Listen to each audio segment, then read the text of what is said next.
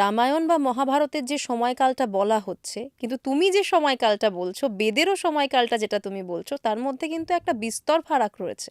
আচ্ছা, প্রথমত মহাভারতটা কবে লেখা, আমি মহাভারতটা আগে বলছি, কারণ লিখিত অবস্থায় মহাভারত আগে পাওয়া গেছে। যে ওল্ডেস্ট রামায়ণ যেটা আমাদের কাছে রক্ষিত আছে, সেটা কিন্তু ওল্ডেস্ট মহাভারতের থেকে পরে পাওয়া গেছে। সবচেয়ে পুরনো যে মহাভারতটা পাওয়া গেছে সেটা তিব্বতের বর্ডারে পাওয়া গেছে, সেটা প্রথম খ্রিস্টাব্দে। কাজে তার আগে মহাভারত কি ফর্মে ছিল, বা ওটা কি স্মৃতি হিসেবেই এগিয়েছে নাকি অন্য কোনো ফরম্যাটে ছিল যেটা হারিয়ে গেছে, আমরা জানি না। তো প্রথম যেটা পাওয়া গেছে সেটা প্রথম খ্রিস্টাব্দে। রামায়ণ যেটা প্রথম পাওয়া গেছে সেটা তার একটু পরে। তবে রামায়ণের একটা বিরাট ওরাল ট্র্যাডিশন ছিল, যেটা প্রায় 300 রকম রামায়ণ। যেমন আমি তোমাকে বলছি, আমি এটা একটু পার্সোনাল অ্যানেকডোট দিচ্ছি একটা।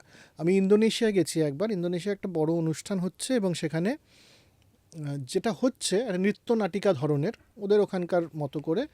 সেটা দেখে আমার মনে হচ্ছে এটা রামলীলার মতো, কিন্তু আমি গল্পটা মেলাতে পারছি না। তো সেটা হলো, এবং তারপরে ওদের মিনিস্ট্রি অফ ফিনান্সের সেক্রেটারি উনি আমাকে বললেন যে তুমি দেখলে এটা কিন্তু তোমাদের ওখানকার গল্প। আমি বললাম বালিতে হচ্ছিল ব্যাপারটা। আমি বললাম আচ্ছা, আমার তো মনে হলো এটা রাম। ওরা হনুমান বলে, হনুমান বলে না, হনুমান বলে। এটা হনুমান অ্যান্ড রামা। বললাম আচ্ছা, কিন্তু একটা জিনিস তো আমি বুঝলাম না বাপু, সেটা হচ্ছে যে এখানে যে যুদ্ধটা দেখানো হলো, ওখানে তো হনুমান মারলো রাবণকে। বললো হ্যাঁ, আমাদের এখানকার এটা তো তাই। ওদের ওখানকার রামায়ণে কিন্তু হনুমান রাবণকে মারে, আচ্ছা। ওখানে এ মারে না, রাম নয়। রাম নয়। বলে Ram was a very good person, কিন্তু এতটাই, এবং হনুমান তার প্রতি ডেডিকেটেড, কিন্তু he was not a soldier, he was not a brave soldier, he was a great person, a great admiring person. এভাবে ওরা রামকে দেখে এবং প্রচণ্ড শ্রদ্ধা করে। ওদের ওখানকার রামায়ণ ওরকম। বিভিন্ন জায়গায় আলাদা আলাদা, এবং অদ্ভুত একটা গল্প আছে যে রামায়ণ যখন শেষ হয়, অ্যাকচুয়ালি রামায়ণের শেষ গল্প আর কি, তখন তো রাম বসেছিলেন, ওর হাতের একটা আংটি ছিল, আংটিটা একটা গর্ত দিয়ে পড়ে যায়, মানে হঠাৎ হ্যাঁ, ওনার হ্যাঁ। রাজসভায় আংটি দিয়ে নিচে পড়ে যায়। তখন হনুমান ওটা খুঁজতে যায় নিচে। খুঁজতে যখন যায় তখন পাতালে প্রবেশ করে, ওকে পাতালের যে রাজা সে অনেক আপ্যায়ন করছে, এগোচ্ছে, আংটি খুঁজতে আর দিচ্ছে না। তো তখন হনুমান খেপে গিয়ে বলে যে কোথায়, আমাকে আংটি খুঁজতে এসি, ওটা দিচ্ছ না কেন? তখন আচ্ছা এসো। গিয়ে দেখে যে স্তূপাকৃতি অমনি আংটি পড়ে আছে। তো বলে যে না না, আমি রামের আংটি খুঁজতে এসেছি। বলে এরকম সবকটা রামের আংটি, এবং বিভিন্ন সময় রাম এসছে এবং এই গর্ত দিয়ে সব আংটিগুলো পড়েছে। তো এটা, তোমাকে এভাবেই পাঠিয়েছে পাতালে হ্যাঁ, এবার প্রত্যেকবার প্রত্যেকবার খোঁজার তুমিও জন্য। এভাবে এসছো। তো it's a cyclical one. So এই যে আমাদের ভারতবর্ষে সময়ের কনসেপ্টটা সাইক্লিক্যাল, যে যেটা আজ হয়েছে সেটা আগেও হয়েছিল, সেটা ভবিষ্যতেও হবে। তো লিনিয়ার নয়। লিনিয়ার যেটা ইউরোপিয়ান যেটা আন্ডারস্ট্যান্ডিং বা ওয়েস্টার্ন আন্ডারস্ট্যান্ডিং, লিনিয়ার যে আজ থেকে সময় এগিয়ে যাচ্ছে এমনটা নয়। সময় is a cyclical concept, rather an illusion, যেটা কিন্তু এখন আবার মানে কোয়ান্টামেও বলছে time is an illusion, time বলে কিছু নেই। তো কাজেই রামায়ণ এবং মহাভারতের এক্স্যাক্ট সময় কখন, এটা কখনো রেলিভেন্টই ছিল না ভারতবর্ষের ক্ষেত্রে। কিন্তু তুমি ভাবো, আমরা কিন্তু যদি এখন এই ব্যাখ্যাটায় যাই, আমরা অনেক জায়গাতে পাবো মহাযুগ, যুগ, মন্বন্তর, কল্প, এই ব্যাখ্যাটাও কিন্তু চলে আসবে। হ্যাঁ, আর এই ব্যাখ্যাটা এলেই তোমার কিন্তু, যেটা তুমি বললে, এই ঘটনাটার কথা বললে, এই ঘটনাটার যুক্তি তুমি ওইখানেই পাবে। হ্যাঁ, আমার মানতে কোনো অসুবিধা নেই যে টাইম সাইক্লিক্যাল।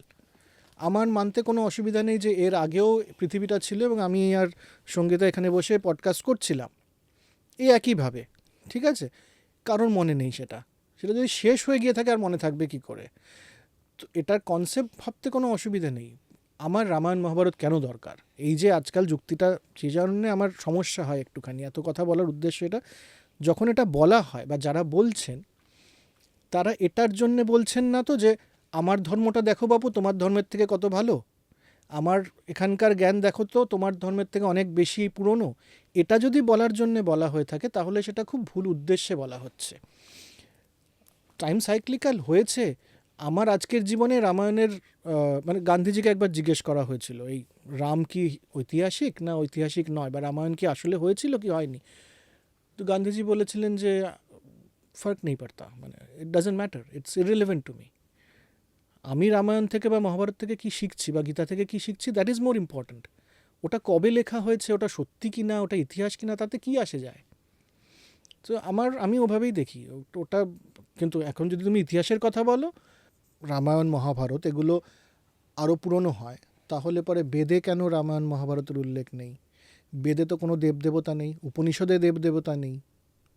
কারণ উপনিষদে যখন মানে ব্রহ্মসূত্রও লেখা হচ্ছে, ব্রহ্মসূত্র ভাষ্য যখন শঙ্করাচার্য লিখছেন 800 খ্রিস্টাব্দে, তখনও কিন্তু উনি মানে ব্রহ্মের কথা বলছেন, তখনও কিন্তু উনি দেবদেবতার কথা বলছেন না। কারণ পুরাণগুলো অনেক পরের পুরাণ, যেই সমস্ত দেবদেবতার আজকে পুজো হয়, সেটা শিব হতে পারে, বিষ্ণু হতে পারে, আম, এরা হতে পারে, এগুলোর কথা কিন্তু উপনিষদে নেই। উপনিষদে তো ব্রহ্মের কথা রয়েছে শুধুমাত্র, একেশ্বরবাদ বলতে পারো।